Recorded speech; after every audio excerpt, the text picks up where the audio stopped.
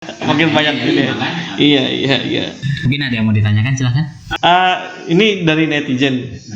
Jadi ada teman-teman kita, sahabat dari kita, ada yang bertanya bahwa di masa pandemi ini kan ada namanya social distancing. Tadi Ustadz udah menyebutkan bahwa social distancing ini masih berlaku dan masih bertahap dalam transisi ini, masa transisi ini gitu.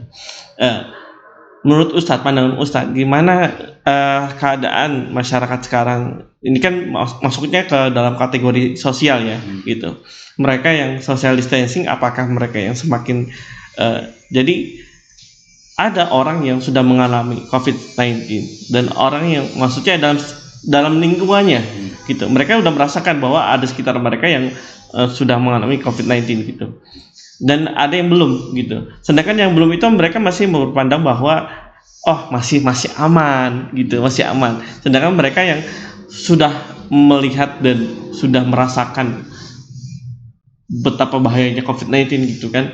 Nah, itu mereka akan benar-benar menjaga banget diri mereka sehingga seakan-akan mereka tuh ya sesama tetangga itu kayak nggak kenal gitu. Tapi sebelum ada COVID-19 itu mereka akur. Nah, disitulah kayak apa ya, ada sebuah keanehan dan sebuah tragedi yang ini tuh berbahaya sekali gitu. Nah, itu dulu Tad. Jadi kalau kita lihat dua sikap di atas itu sama-sama aneh ya. Karena kalau Islam itu kan balance. Dia tidak terlalu ekstrim, dia terlalu lemah ya. Jadi Islam itu balance ya. Makanya di dalam Quran surah Al-Baqarah di ayat yang di awal juz yang udah dijelaskan kan, kita itu sudah menjadi ummatan wasato, pertengahan.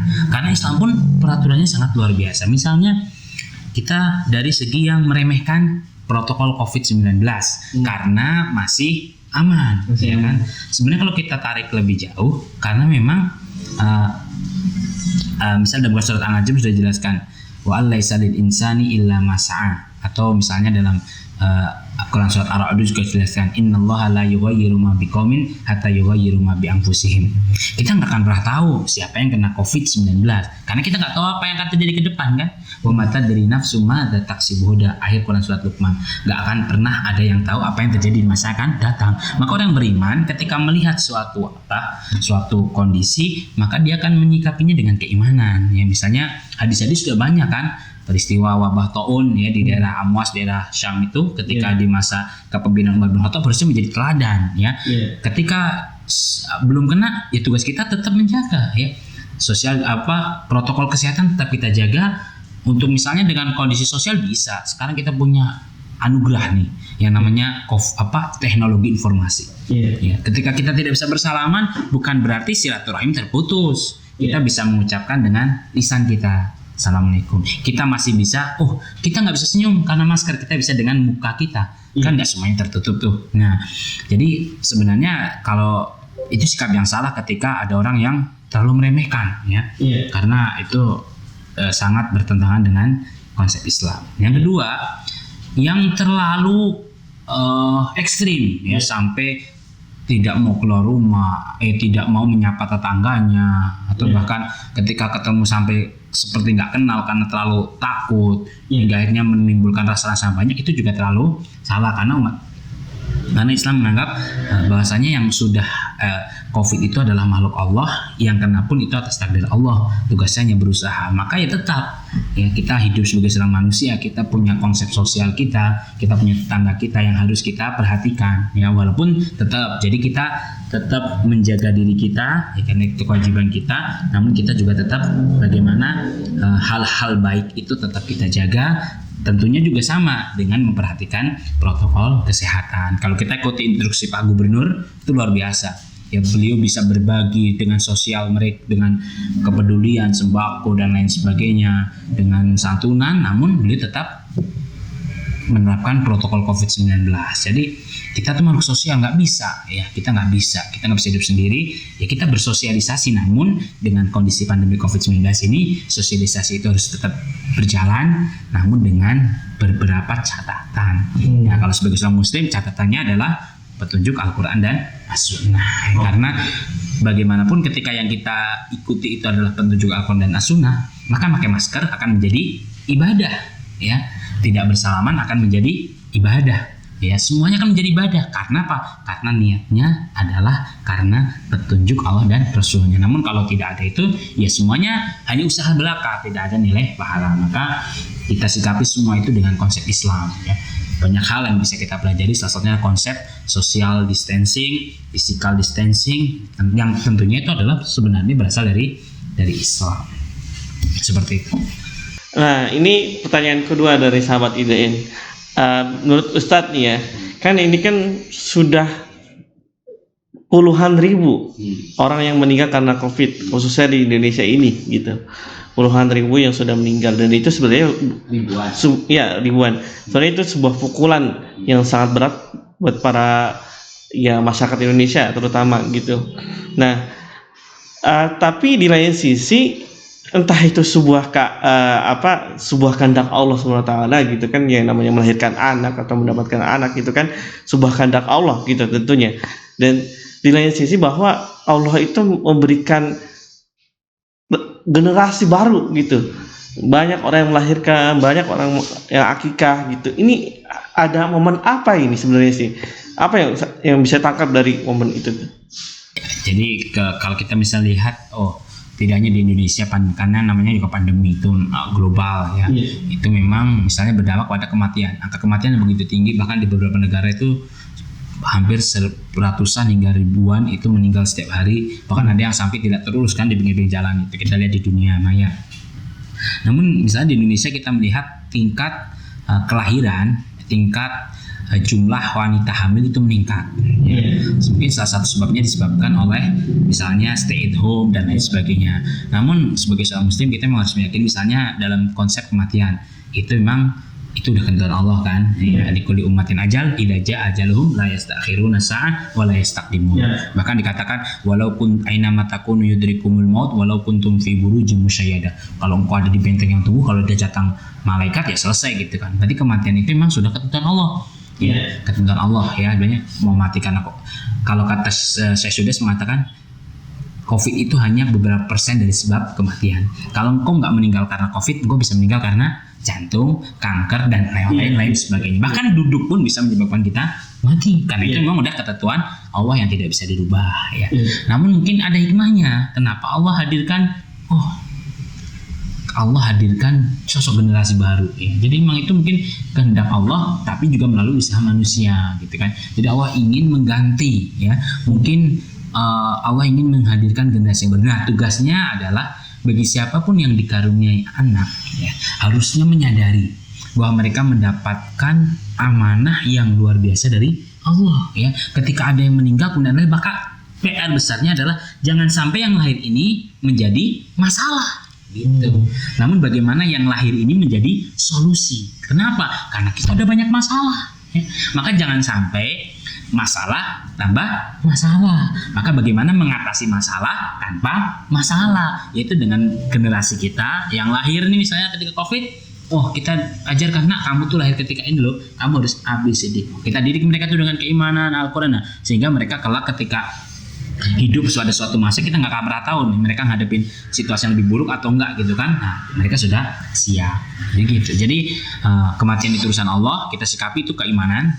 Lahirnya manusia ke muka bumi ini juga atas izin Allah ya, itu atas izin Allah semua. Namun kita bisa berhikmah, ketika kematian Allah ingin gantikan generasi, nah maka tugas bagi siapapun yang mendapatkan karunia itu, karena itu nggak semua orang mendapatkannya ya, itu hanya orang-orang yang dikehendaki oleh Allah Subhanahu Wa Taala, bagaimana menjadikan anaknya kelak menjadi solusi bukan menjadi masalah. Maka mengatasi masalah tanpa masalah. Jadi bukan. Nah, itu mengatasi masalah tambah masalah. Satu lagi terakhir sebelum ditutup ini sekaligus closing statement gitu. Jadi menurut Ustadz, hikmah apa saja selama 3 bulan ini atau 4 bulan lah, bisa dikatakan 4 bulan sih.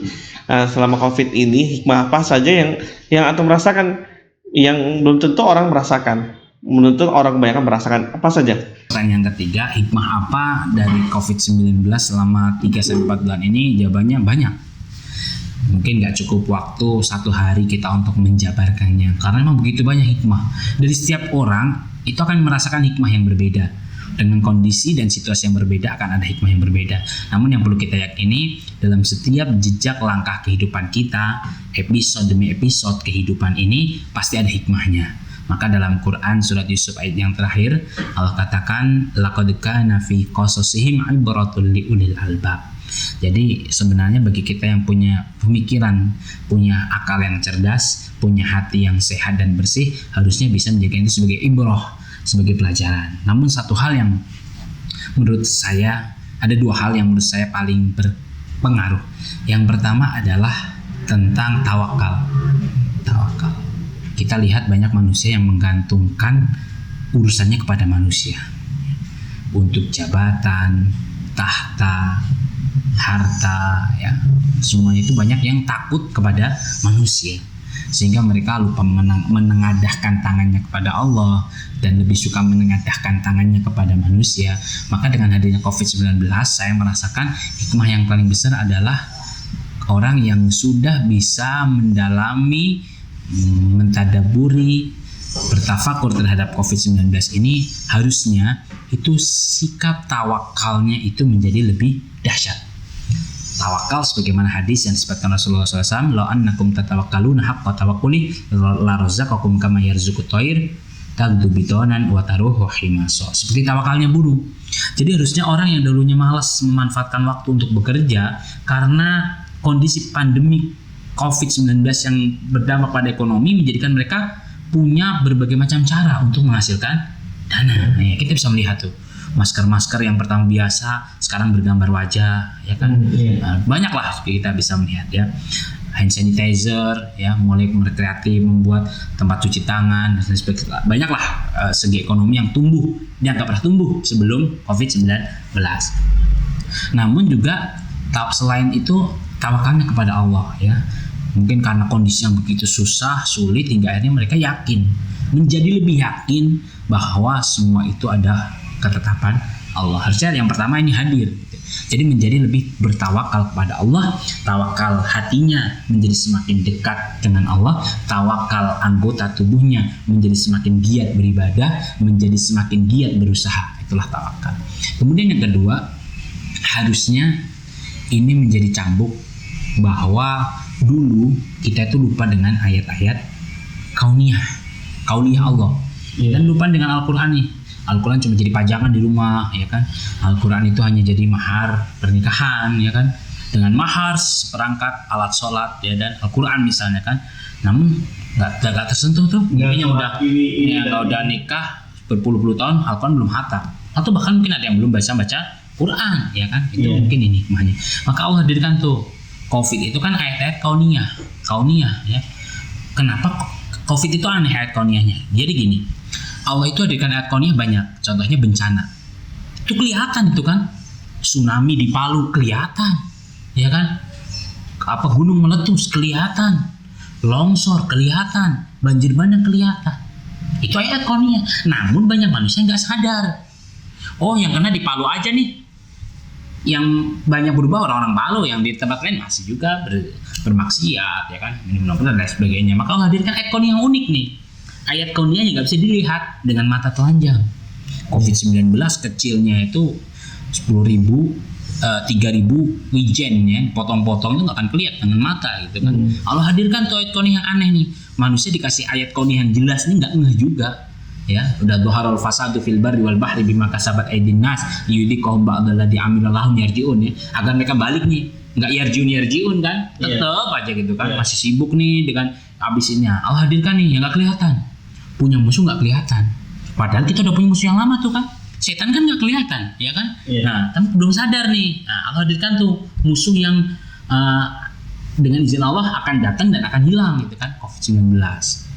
Jadi yang kedua, Allah hadirkan COVID-19 sebagai ayat-ayat kauniyah dalam tanda kutip yang aneh karena nggak kelihatan dengan kasat mata. Agar apa? Agar manusia juga kembali kepada mana? Kepada ayat-ayat kauniyah di mana? Di Al-Quran. Maka harusnya mereka kembali dong buka Al-Quran, ya kan? Bahkan mereka kan sudah hafal tuh Al-Baqarah ayat 1-2. Alif lam mim dzalikal kitabul la raiba fihi. Nggak ada keraguan. Yakin tuh Al-Quran nggak ragu. Ketika Al-Quran dicela tuh Al-Maidah itu kan, demo besar-besaran itu kan, Iya kan, diacak-adul kan tentang pemilihan pemimpin kan. Harusnya nggak cukup sampai di situ ya. Bagaimana mereka menghadirkan itu dengan apa? Dengan tilawah, baca Quran deh. Ya. Udah tadabur aja deh, one day one ayat. Tadabur sehari satu ayat. Bayangin tuh, setahun 365 ayat ya.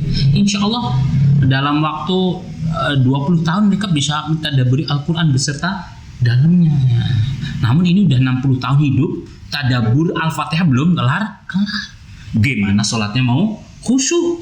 Orang Al-Fatihahnya nggak paham gitu kan. Jadi hikmah yang kedua harusnya COVID-19 ini sebagai cara agar kita kembali kepada ayat-ayat qauliyah Allah dalam Al-Quran. Maka hikmah kedua adalah kembali kepada Al-Quran. Harusnya memang, karena kan Al-Quran itu kan tempat kita. Nggak usah, kalau kita kembali berarti kita sebenarnya udah salah jalur. Harusnya lurus, kita belok. Maka kita harus muter, mencari jalan agar bisa kembali ke jalan yang lurus. Jadi dua hikmah itu yang menurut saya harus ada dalam diri seorang muslim dalam 3 bulan ujian ini adalah tentang sikap tawakalnya kepada Allah, dan yang kedua adalah harusnya dia mulai sadar untuk kembali kepada Al-Quranul Karim. Mungkin itu saja. Ya, kita cukupkan ya Kak ya. Insya Allah. Udah setengah jam lebih. Oh ya. iya. Masya Allah, ini rekor kita nih. Jadi insya Allah kita lanjutkan lagi karena misalnya banyak soal. Ya, banyak soal. Tadi baru 7 dan 100 percontohan. Padahal masih banyak soal ekonomi itu banyak, ya kan? Nggak bisa. Banyak cabang-cabang. Banyak, ya kan? Kayak misalnya ini soal bahasa Arab, jadi ada soal satu tapi anaknya nggak mau. Iya. Karena memang kehidupan itu penuh dengan soal. Iya. Kalau tidak ada soal itu tidak hidup. Iya benar. Karena kaidah kehidupan dunia itu capek, pusing. Kenapa? Karena cuma di akhirat yang puas. Wala saufa yu'tika rabbuka fatardo. Jadi kalau masih di dunia ya capek, pusing, mikir, ya masih di dunia. Kalau udah di akhirat selesai. Wa annaka la tadma'u fiha wa la tadha, enggak akan lapar, enggak akan haus. Ya, nikmat kalau dia. Makanya nikmat paling sempurna itu nanti di surga. Selama masih di dunia, nikmat itu sekedarnya nih. Mas Umar punya sepeda, pengen punya apa? Motor, ya kan? Udah punya motor, ada yang mobil. Belum, tetangganya beli yang lebih bagus kan? Oh, pengen yang lebih bagus. Udah punya motor yang lebih bagus nih. Mobil. Ya, mobil tak? Mobil lagi kan. Udah nikah nih, pengen punya apa? Anak. Udah punya anak, pengen punya istri 2? Bukan. Udah punya anak, pengen punya cucu. Iya. Ke dunia nggak ada puasnya. Ya, udah punya uang segepok, pengen nabung jadi emas. Udah punya emas, mutiara, terus aja. Itu emang kehidupan dunia seperti itu. Jadi emang selama di dunia kita kan pusing, capek, letih, ya nggak apa-apa. Emang itu dunia. Makanya kan kata Imam Muhammad bin Hanbal, kita tanya, kapan sih kita istirahat? Kapan coba? Ketika sudah menginjakan kaki kita di surga. Makanya rumus kehidupan apa tuh? Dalam Quran surat Al-Insyirah. Faida farauta fansol. Kalau udah satu kegiatan nih, jangan berhenti dulu, cari kegiatan yang lain. Ini udah ngajar nih. Jangan bilang udah selesai, belum, kan bisa ada yang lain nih, aktivitas yang lain yang berpahala. Tidur bisa berpahala kalau niatnya baik, ya bisa. Tapi ada kuncinya, nggak cuma faida farota fangsop. Apa coba yang terakhir? Wa ila rabbika farghab. Jadi kalau melakukan apapun itu ya ila rabbika, tujuannya itu Allah gitu. Jadi nggak apa-apa punya aktivitas A B C D E F G H I J sampai Z itu nggak apa-apa. Yang penting itu wa ila rabbika farghab, ada nilainya. Gitu.